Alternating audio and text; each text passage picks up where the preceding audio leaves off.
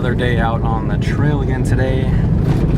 Today is August 13th, I believe, and out here in the small, tiny little hole-in-the-wall town of Sentinel, AZ. So, doing a trail I haven't done in quite a long time. It's on Agua Caliente Road / Sentinel Road and Oatman Road. It's the Oatman Massacre Trail. So it's probably been about 5 years since I've been on this trail. So figured summer's coming to an end.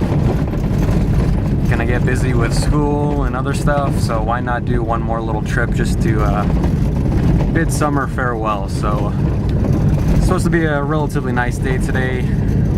Probably a little over 100, which means we're out early. So yeah, stick along for the ride, and then we'll go check out the Oatman Massacre Trail.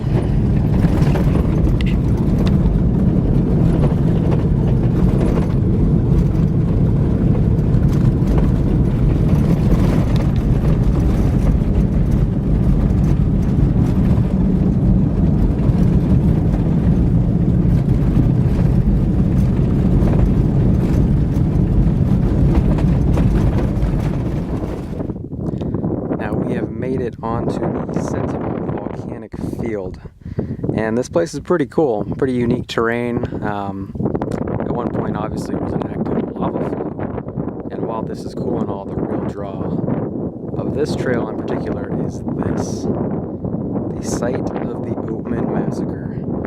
And it's about 10 miles from the start of the trail, and the last roughly mile or so is pretty rough to get to, but this is a pretty cool site out here. Now, the Oatman family was traveling on a stagecoach trail that was made by the Mormon Battalion, which heads off this little volcanic field right here.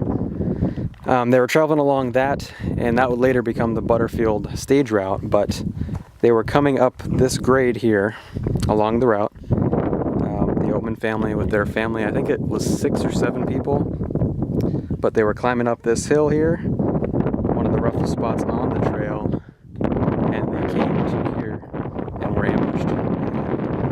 All but 3 of them were killed in the attack. This was pretty desolate territory back in the day. The 2 girls that survived were taken in by the local Indian tribe, Mojaves, I believe, and one of them lived a great life.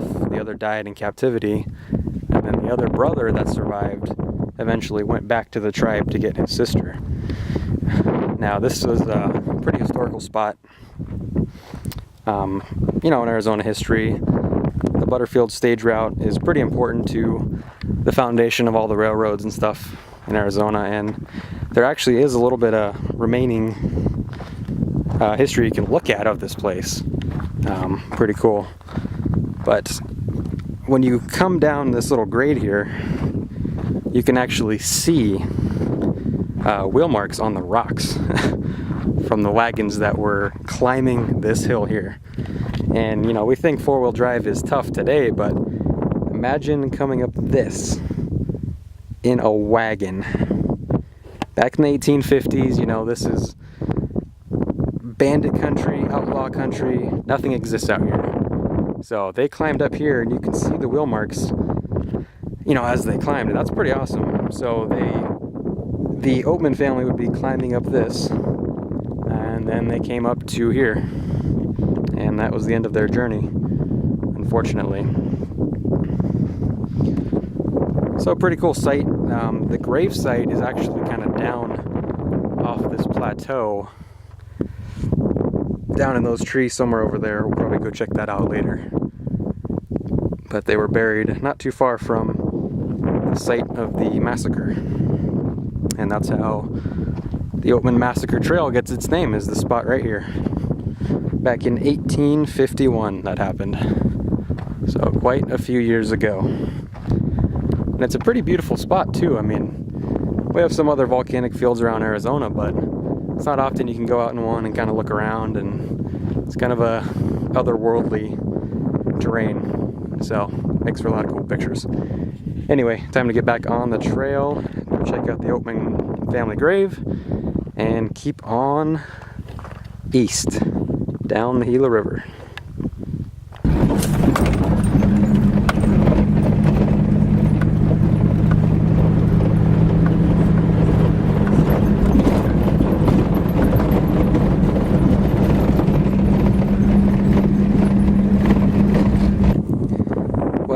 Unfortunately, it looks like you can no longer get to the Oatman family grave.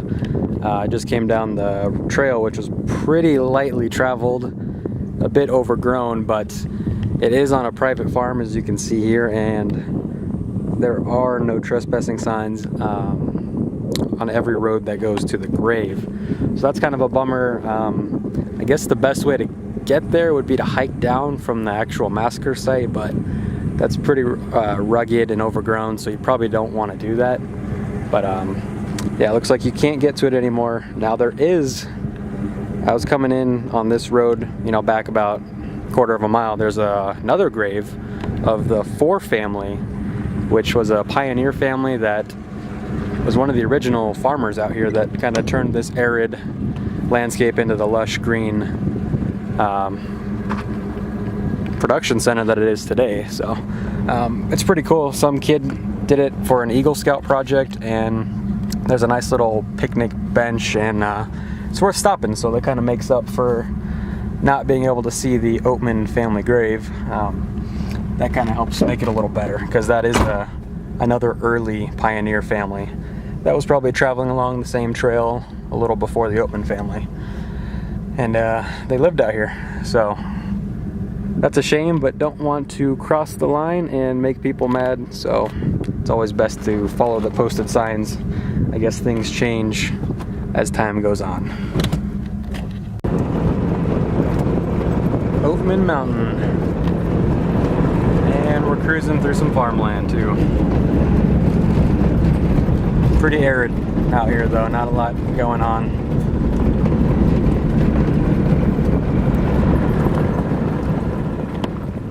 So this is where the trail officially ends. Painted Rock petroglyph site, which is right back here.